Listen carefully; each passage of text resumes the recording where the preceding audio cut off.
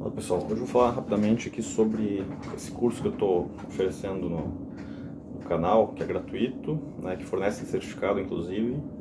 É o curso de Fundamentos da Indústria do Petróleo, tá? Ele fala de tudo um pouco, tá? Desde de como o petróleo é retirado até o que é feito com ele lá na frente. O pessoal chama do poço ao posto, né? Que é desde o poço, o tratamento, o transporte, o refino e a utilização, né? Até o posto de gasolina. E tem outra corrente que fala do poço ao poste, né? Porque na verdade não só ele é vendido no posto de gasolina, como também ele é transformado em energia, né? nas usinas térmicas, né? Termoelétricas, né? Que utilizam óleo diesel ou gás, né? Tem algumas que usam carvão, né? Mas no caso a gente está falando de derivado do petróleo, então o que tem vamos dizer assim, sido mais utilizado é a transformação do gás em energia elétrica, né? Nas termoelétricas, né? Então, basicamente, né, esse curso ele vai tratar de fundamentos, ou seja, ele não vai se aprofundar em nenhum dos tópicos, né? Porque cada tópico poderia demandar um curso de uma duração igual ao curso completo que a gente vai estar oferecendo, né? Mas a ideia, né, é proporcionar a vocês conhecer uma área diferente da que vocês eventualmente trabalham, né? A indústria do petróleo é uma coisa totalmente diferente do resto do mundo, assim, do resto das outras áreas, né? Eu vim da área do automobilismo, né? Eu trabalhei na GM e na Peugeot, né? Então eu tinha experiência com a indústria automobilística, né? E quando eu caí na área de petróleo foi outro mundo, né? Foram outros conhecimentos que eu tive que adquirir, né, para poder exercer minha atividade, né, enfim. E essa área está crescendo bastante, apesar de que muitos dizem que ela está minguando, que ela está em decadência, né, não é bem assim, né, porque por mais que a gente esteja buscando alternativas ao uso do petróleo, né, ele ainda vai ser necessário por muito tempo. A matriz energética está mudando um pouco, ou seja, está caindo um pouco a energia vinda do petróleo, está subindo a energia eólica, a energia solar, a energia nuclear, né, e outras modalidades de geração de energia, né, mas, né, por mais que a gente venha a abolir o petróleo como fonte de energia, né, a gente nunca vai conseguir do ar, do vento, fabricar plástico, né, da luz do sol fabricar asfalto, por exemplo, né? Então isso aí não é, vamos dizer assim, não é uma coisa realista, né? A própria questão de transformação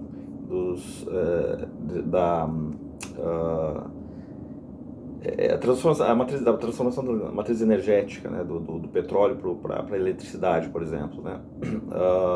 Imagina que se todos os automóveis do dia para a noite, né, viessem a se tornar elétricos, né, ou mudasse, né, tipo assim, as pessoas trocassem seu carro a gasolina ou álcool por um carro elétrico, né? Vocês têm noção de quanto isso aí ia aumentar a demanda por energia elétrica e quantas hidrelétricas teriam que ser construídas, né, ou usinas nucleares ou o que quer que seja para sustentar essa nova demanda por eletricidade? E outra, a eletricidade, né, que a gente paga, na conta de luz que a gente paga, né, ela é mais cara do que o que a gente consegue produzir de combustível, produzir energia com o combustível que a gente gasta no carro. Ou seja, né, dizer que o carro, por enquanto, como tem pouquíssimos carros, né, elétricos, né, algumas empresas usam como forma de fazer marketing, né, a disponibilização gratuita de tomadas lá para abastecer o carro, né.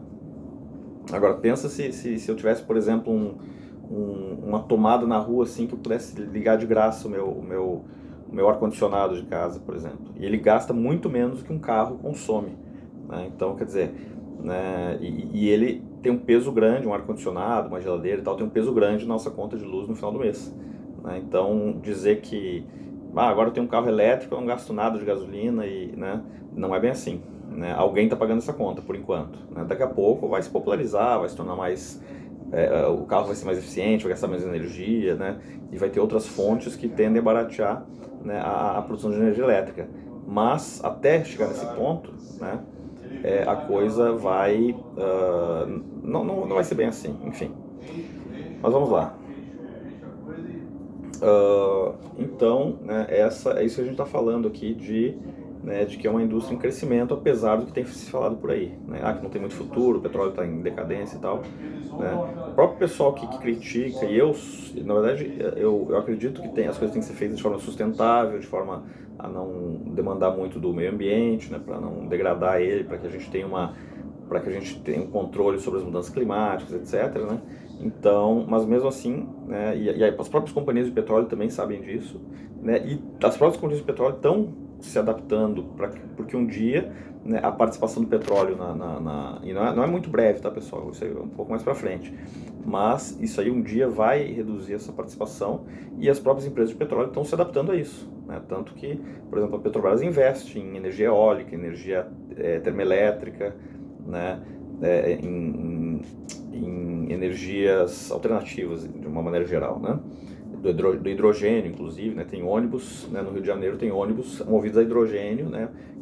Fruto de pesquisa que a Petrobras tem desenvolvido, né? Então, o que acontece? O que mais, né? Então, basicamente, né? O que a gente vai mostrar aqui para vocês, né? Vocês vão aprender, tá? Primeiro, o que é o petróleo, né? O que pode ser feito com ele, né? Que produtos saem dele, né? Como é que ele se forma, como é que ele é encontrado, né? Como é que ele é produzido, como ele é tratado, né? Como ele é transportado, estou colando aqui, tá? Eu fiz uma listinha aqui, né? Como ele é tratado para que ele seja transportado de forma mais eficiente e segura, como ele é transportado, todos os quesitos de segurança também, né? Que envolve isso, então eu vou botar aqui que eu esqueci de falar de segurança, mas ok. Como ele é refinado, ou seja, como ele é dividido nas frações que vão ter utilidade, porque o petróleo em si, né, é uma mistura de fluidos que ele não tem muita utilidade prática, vamos dizer assim, né? Serve como combustível, né, para aquecimento, como se estivesse queimando carvão, por exemplo, né? Mas ele não está adequado para botar num carro, num caminhão e tal, isso aí, e sair dirigindo por aí, né? Tem que ter o refino, tem que ter, né, e também tem que ter uma parte dessas frações aí que é destinada à petroquímica para que seja transformado em plásticos e tudo o resto que a gente conhece que é derivado do petróleo, que não seja esse que a gente usa para queimar, né? Como ele é distribuído, né, e alguns tópicos relacionados à produção. Por exemplo, as dificuldades que se envolvem a produção de petróleo ou transporte, problemas ligados a dutos e equipamentos que fazem esse serviço, né, problemas de corrosão, problemas de parâmetros que têm que ser respeitados, pressão, temperatura, etc., né? Então isso tudo aí a gente vai abordar nesse curso, né? A carga horária do curso vai ser de mais ou menos 40 horas, né? Vai ser emitido um certificado, e claro, como eu estou emitindo um certificado, né, com o carimbo da minha escola aqui, né, vai ter prova, né? Cada tópico vai ter uma provinha para ser feita. Não é uma prova difícil, mas também não é uma prova fácil. O que eu quero dizer com isso?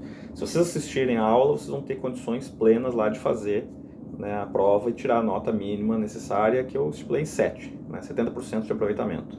Né? Óbvio, se começar a assistir uma aula de 20 minutos, assistir 3 minutos, deixa eu tentar fazer a prova, e for fazer a prova, né, a não ser que tu conheça o conteúdo, né, que aí talvez nem precisasse do curso para ir para isso, né, tu fazendo a prova, né, tu fatalmente vai tirar uma nota abaixo de 7, né, por quê?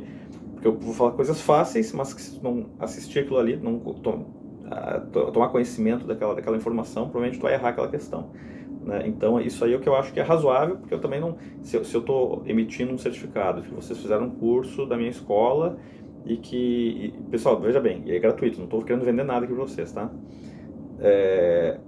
Eu vou emitir esse certificado, né, e daqui a pouco vocês vão, né, se candidatar a um emprego e vão referenciar que vocês têm o curso tal, né, daqui a pouco, e vocês não sabem nada, mostrarem lá no trabalho, eu selecionei pelo teu currículo, que está lá escrito um curso assim assado, que me fez crer que tu entende daquele assunto, né, e daqui a pouco tu não entende, né, quem vai estar queimando o nome sou eu, né, então eu tenho, né,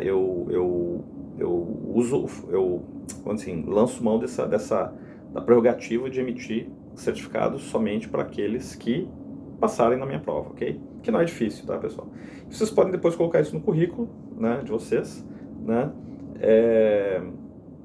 sendo até um diferencial. Por exemplo, vocês estão concorrendo a uma vaga numa prestadora de serviço da Petrobras, numa empresa que trabalha com soldagem, né, a bordo das plataformas, né? Então Então, eventualmente, vai ter um soldador que não entende nada de petróleo e outro que tem uma noção, né? E daí? Né? Às vezes isso aí não vai fazer diferença no exercício da função dele, né, de soldar ali. Mas de repente, putz, como o cara vai trabalhar embarcado, às vezes é interessante que o cara entenda o que está acontecendo, para que ele tenha mais, se sinta mais apto e esteja mais familiarizado com o que ele vai vir a conviver e com isso se adapte melhor, por exemplo. Isso aí pode ser interessante para o entrevistador, por exemplo, né, que esteja entrevistando alguém que esteja querendo entrar nessa área. Ou então alguém que vai, por exemplo, até prestar uma consultoria, tipo assim, olha, eu vou por exemplo, trabalhar com projetos ou mesmo avaliar ou auditar, por exemplo, empresas na área de petróleo, né? Então, tipo assim, então eu preciso saber o mínimo, né? Ou pelo menos, tipo assim, para entrar eu tenho que saber um mínimo e lá dentro eu vou aprender mais coisas porque eu vou estar em contato com vamos dizer, naquele dia a dia, né? E com isso eu vou conseguir desempenhar o que eu tenho que desempenhar, enfim. Né? Então é um diferencial para o currículo, né? A pessoa pode sair melhor numa entrevista sabendo do que está falando, tipo assim, não caí de paraquedas aqui, né? Eu tô fazendo, pensa o seguinte, pensa um cara que caiu de paraquedas, né? Ele vai falar na entrevista, sou assim assado, tenho interesse em aprender, piriporó, né? Só que o que vai dar segurança de que ele vai se adaptar melhor, ou até, tipo assim, o que vai pesar também o fato de tu ter tido interesse prévio em se informar sobre aquele assunto, para que, né, independente do treinamento que vai ser dado, que compensaria qualquer falta de conhecimento nessa área, né, quando chegar lá o cara vai saber que tu já tem uma velocidade inicial, né, e que qualquer curso que seja dado, que tu participe, né, que tu venha fazer, tu vai aproveitar mais pelo fato de ter esse conhecimento prévio, né? Então é muito interessante, né, para quem está contratando, né? E também, né, saber com que se vai trabalhar eventualmente, né, entrando nessa área, né? E até, mesmo que não venha trabalhar nessa área, mas até, por exemplo, eu vou ler no jornal, assim, ou numa notícia que fala sobre o assunto, e daqui a pouco, opa, peraí, mas eu já identifiquei vários erros em reportagens, porque o jornalista ele não entende muitas vezes do que ele está escrevendo ali na área de petróleo, né, e às vezes eu entendo que aquilo ali não é bem daquele jeito que ele está falando. Isso é interessante a gente saber, beleza? Então tá, pessoal, é isso aí. Por hoje é só e até a próxima.